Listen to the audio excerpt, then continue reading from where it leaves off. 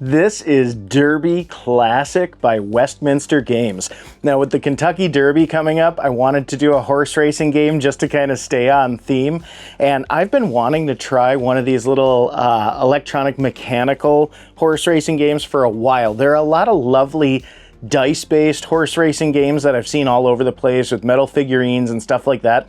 But I was surprised at how expensive they were, at least if you want to get a decent set. And one of the things that stuck out to me is these were kind of cheap. And you know how I am. I'm interested in getting a great value on fun, especially if it's kind of an unexpected novelty. And be it that this kind of blends the line between being a toy and a game, this is right up my alley. So I snapped one up here for the show, and I thought that this would be a lot of fun to review. So let's dive right in. Starting with the box, actually. I love this retro kind of 1950s art style that they're putting on here. Now, what I think is interesting is I can't pinpoint the actual origin of this game. I've seen many of this kind of design over the years. Now, this Westminster Games version, the box art is copyright 2023, so fairly recent. However, if you look at the rules, and the rules are a simple 8.5 by 11 piece of bond paper, black and white. I notice a different Westminster Games logo, as well as a 2009 copyright, and it tracks that this is not the first version of this horse racing game that they've made, because on the instructions, it actually makes sure that you put the green numbers, the green flags at the finish line up, and they're actually red in this iteration and pictured that way on the box. So I think they reappropriated rules from an earlier print run of this game, but that's of little consequence. Overall, the product itself is very similar to many other, like if you've seen those electronic football games that vibrate and the players scrimmage over the line because they're shaking around. It's kind of like that. There are a bunch of brands that make them. So this one in particular, I actually really appreciated that even though it was a relatively cheap item, the quality has been pretty good throughout the playtest. On the box, when we flip it over, it's got almost the exact same art as the front, except for there are some close-up pictures of the game, and I thought it was funny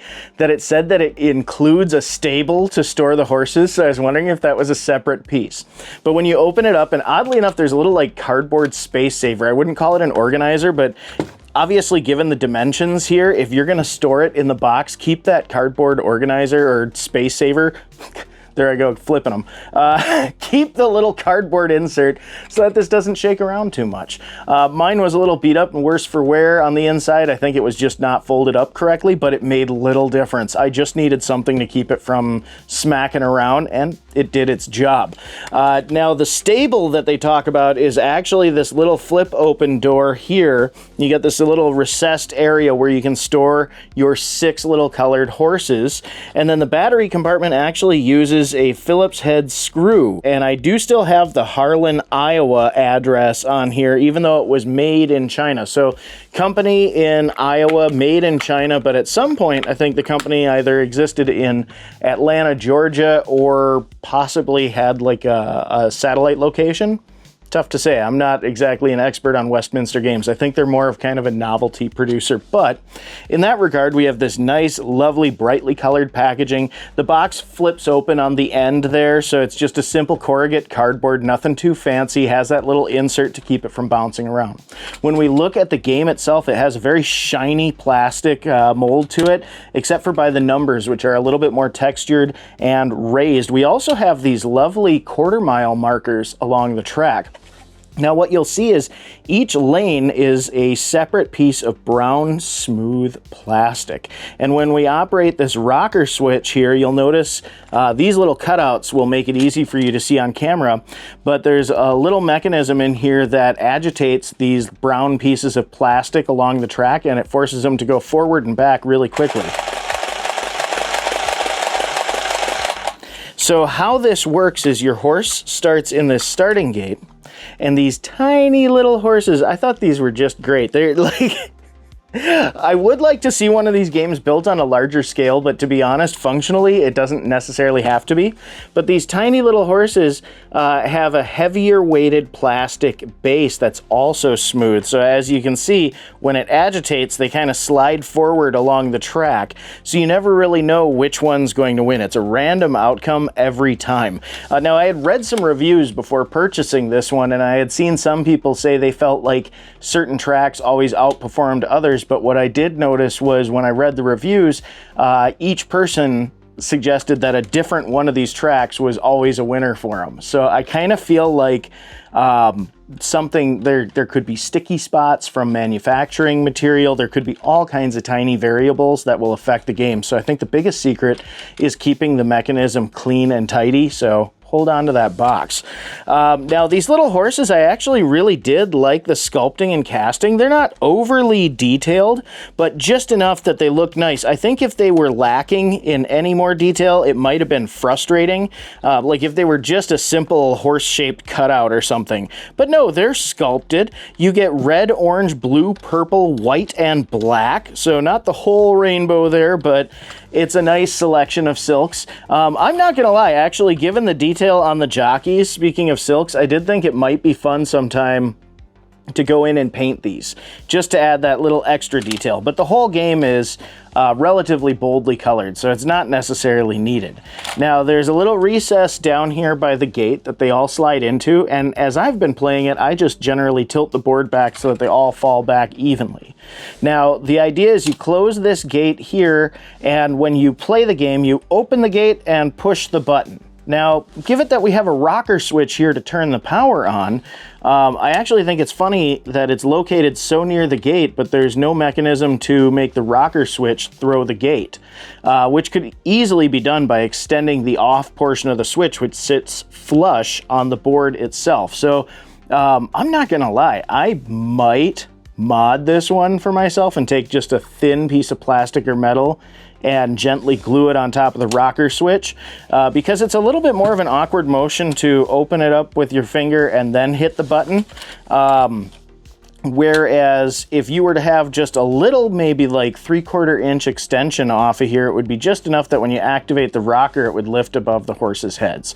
So that's my little commentary on the design, but I like how everything is self-contained. I like how the horses stow underneath in the stable. Again, I really actually do like the 1/4 mile markers. When we look at the little numbered flags on the end of the track, these numbers are stickers that are affixed here, and they're pre-placed when you get the game. And I will say, don't set your expectations too high. I mean, given the cut of these stickers, they're already a little bit larger than the recess on the molding of the plastic, so they're a little bit crooked, but nothing like too egregious that it harms my enjoyment of the game. Overall, I still think that everything functions nicely and looks quite lovely. So I'm sure you've been waiting for it. Let's go ahead, throw this switch, and have ourselves a little Derby Classic race. I want to point out too, before we hit this, I love how it says the original family horse race game, not horse racing game, just horse race game. I wish it said racing game, but all right, here we go. The Derby Classic. We've got 6 brightly colored ponies all lined up. The gates are open and they're off.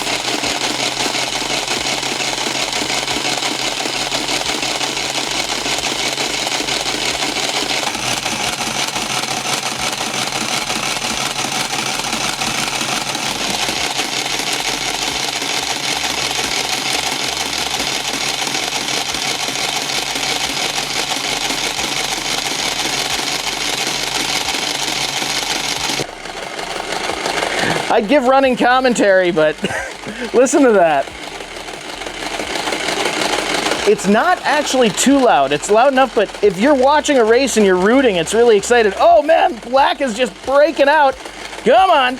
There we go. Oh, and the red's catching up. Oh, Wildfire might catch. Oh, red steals it. Oh, that was like, I'm sorry. I love this. Come on, Orange, you can do it. All right, we're not gonna have any DNFs here. Did you see what a lead? I don't know if you can see that from the camera there, but the black horse in this far track had a huge lead on the red horse and choked right in the last quarter. Oh, that's so fun. I actually really like the sound too. I'm not gonna lie. It's a little bit louder, but if you compare it to some of the other motorized games that I had, it's not shrill or anything. It's kind of like a low, you can hear the little gears working to agitate the parts of the track that move. Let's do this again. It's such an easy setup too. You just move the horses back out. Now what happens is there's a little recess by the finish line, so when they get just over the edge, they slide in. So I have never had a tie. I'm sure it happens, but I've not had a tie yet in all the times that I've played. Okay, here we go. And the gate is up. Oh, wait, no, I want to get them all the way back there. Oh, false start there. False start. We're disqualified. All right, the gate is up and they're off.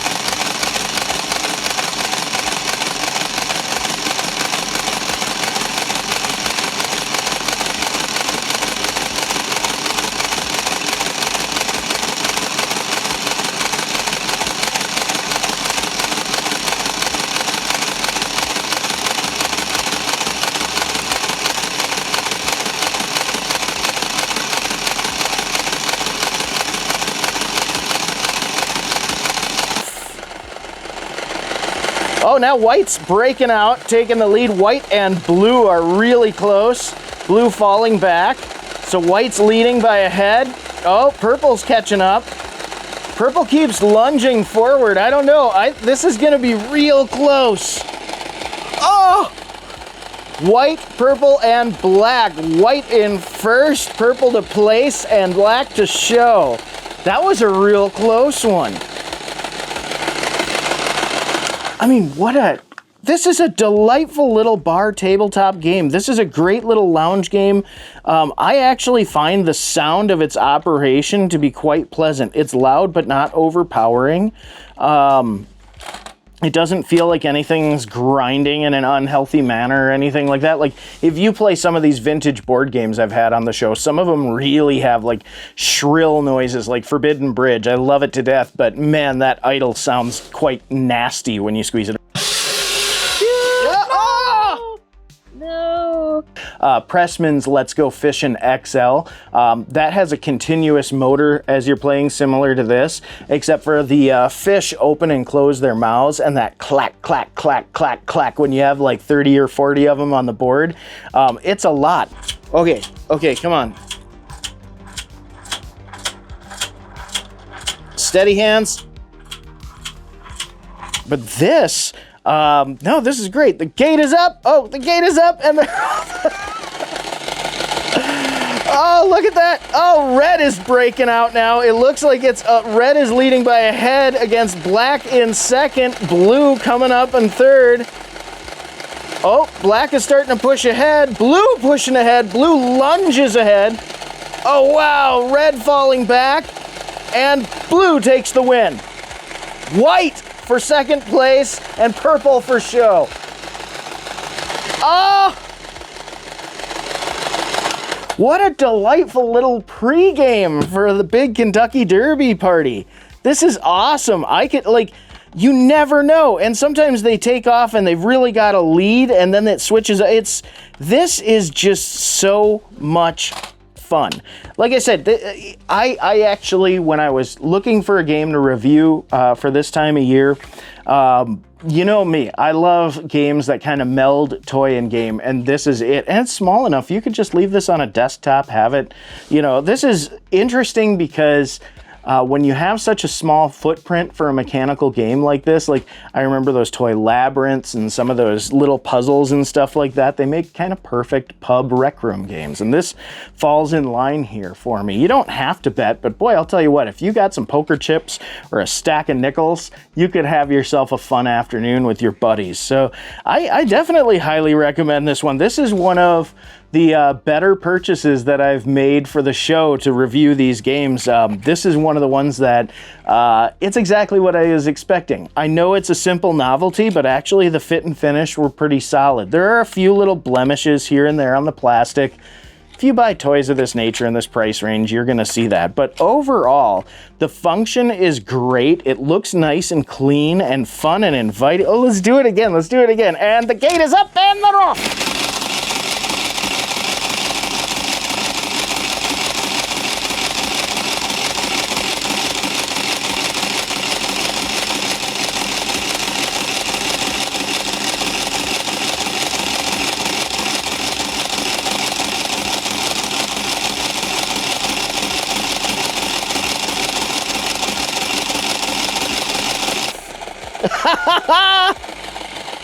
Purple leading now.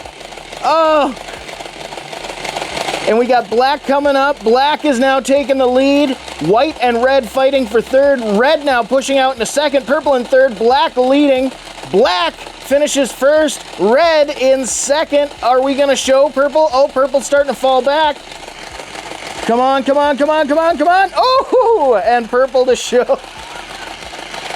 I love when they stall like right near the end. It makes it so dramatic. This is, you know what? This is done in a faster amount of time. You can run a bunch of these races and it's so, you know, the dice-based horse games are fun and they definitely make a nice presentation and are a wonderful time killer. They have their place. But the mechanical horse racing here, this is just, I don't know, this has its own vibe. This is awesome.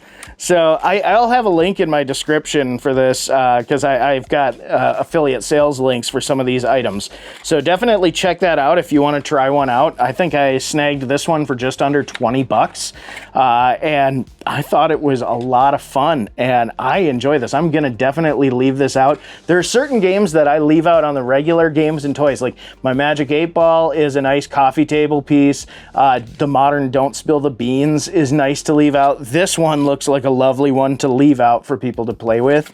I will say definitely make sure that you keep it dusted and clean. You want these tracks to stay nice and clean and free of debris or anything sticky. So in that regard, I will need to keep an eye out for it, but I think it's a great display piece. Maybe just leave it out for the Kentucky Derby watch party. It'll be fun. It'll be fun. But hey, thanks so much for joining me today. I had a lot of fun looking at this little racing game with you. Thank you to my couch potatoes, the channel members who make great reviews like this possible. I couldn't do it without you. Thanks for joining me today, and we'll see you next time.